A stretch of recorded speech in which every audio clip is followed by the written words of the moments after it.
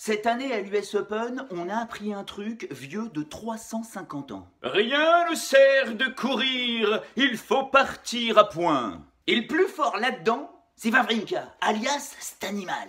Parce que Stanimal, c'est pas un buffle ou un gorille. À Lausanne, tu croises rarement un primate cornu. Non, Stanimal, c'est une tortue. Mais pas de la tortue d'aquarium. Hein. Je vous parle de celle du cinéma. La tortue ninja.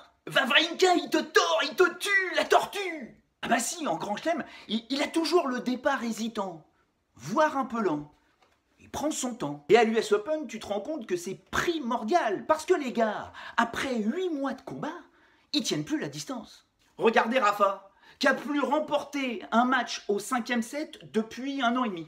Depuis l'Open d'Australie 2015. Et qui menait pourtant ici en 8e de finale 4-2 dans le set décisif face à Spartapouille. Ah bah il a pas pu finir le tétard. Cramé. Spartapouille, pareil. Épuisé après ces 3 matchs marathon en 5-7 d'affilée. En quart de finale, il pouvait plus contre le Montfisien. Il a trop cavalé. Le Montfisien, lui c'est différent. Lui, il a oublié de démarrer en demi-finale contre Djokovic. Le problème du Montfisien, c'est que c'est dans sa tête qu'il court trop, lui. Son geek s'y finit sur un pied. Murray, le glouglou, un des 2 favoris, hein, se prend les pieds dans le tapis contre Nishikori.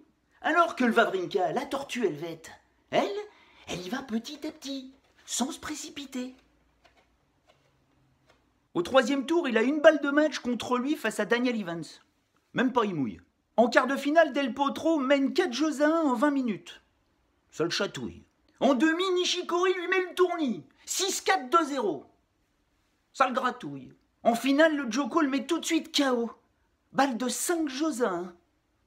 Ça le barbouille. Parce que le pire, c'est qu'il était barbouillé, cet animal. 5 minutes avant la finale, il était tellement nerveux qu'il en a chialé. Il avait envie de vomir. Il se sentait au bout de sa vie. Mais allez, hop, la Suisse, hein, juste avant de rentrer sur le court, il en parle avec Norman, Magnus, son entraîneur, un Suédois qui est aussi chaud qu'un congélo, et qui lui dit « Oui, c'est normal, mon Stanimal, ma tortue, mais il faut l'accepter, il faut passer au-dessus de cette nervosité. Parce que le plus nerveux des 2, c'est pas toi, c'est lui.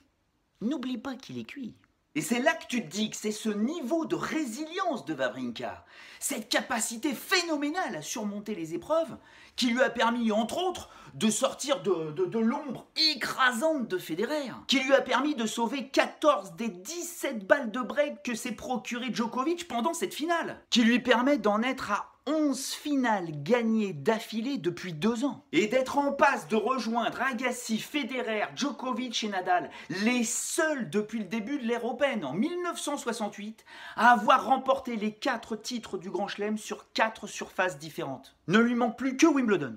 Mais il n'est pas pressé. Parce que comme on dit dans La fièvre et la tortue, rien ne sert de courir, il faut partir à point.